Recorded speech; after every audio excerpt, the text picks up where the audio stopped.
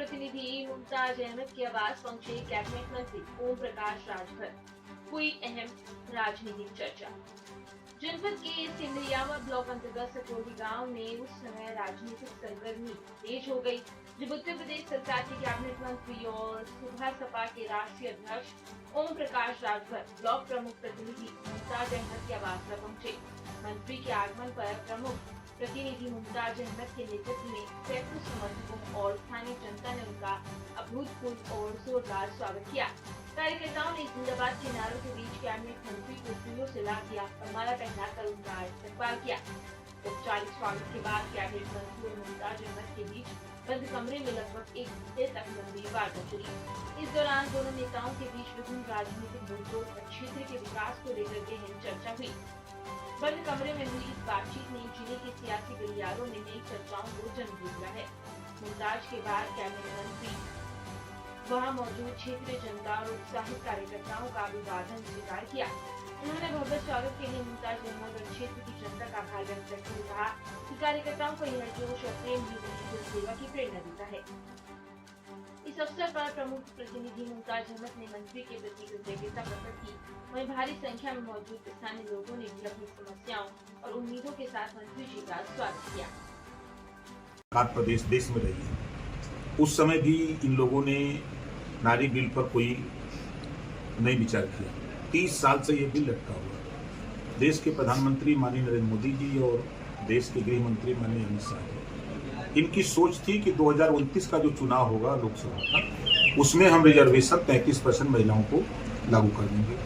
सदन के अंदर सभी लोगों ने अलग अलग बात हुई, तब भी लोगों ने कहा कि नहीं, हम समर्थन में हैं। सदन में भी लोग यही कहते रहे कि हम बिल के समर्थन में हैं, महिलाओं को आरक्षण मिले।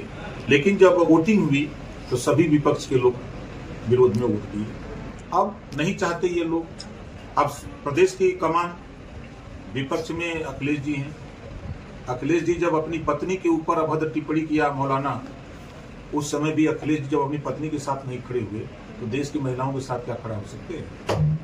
कुछ राज्यों में चुनाव चल रहा है, क्या किस नजरिए से देख रहे हैं आप? देखिए, 5 राज्यों के जो चुनाव हो रहे हैं, जहां जहां लड़ाई सबके सामने दिख रही है, इस समय सबसे ज़्यादा फोकस बंगाल पे, सबकी निगाह बंगाल पे है और लड़ाई कांटे की संघर्ष है बंगाल में।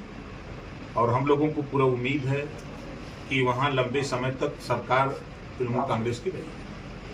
उस सरकार से बहुत से लोग उपेक्षित हैं, बहुत से लोग उबे हुए लोग हैं जो भारतीय जनता पार्टी के साथ खड़े हैं। आप देखिएगा, जब 4 मई को रिजल्ट आएगा तो भारतीय जनता पार्टी की सरकार बनेगी। पंचायती राज मंत्री हैं आप, और लगातार जो है मनरेगा योजना का नाम जो है विभाजन किया गया था, बी रामजी किया गया था। अब उसमें तमाम समस्याएं आ रही हैं पोर्टल पर, मनरेगा में मजदूरों का ऑनलाइन उपस्थिति दर्ज कराने को लेकर, उसको किस नजरिए से देख रहे हैं, क्या कुछ कहेंगे?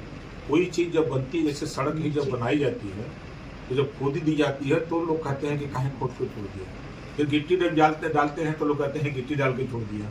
जब तक उसका लेपन नहीं हो जाता है तब तक आरोप प्रत्यारोप होता रहता है। देखिए, जी राम जी जो बिल आया है उसमें स्पष्ट निर्देश है कि पहली चीज कि 1 सप्ताह में भुगतान, जो सालों भुगतान नहीं होता था, 1 सप्ताह में भुगतान।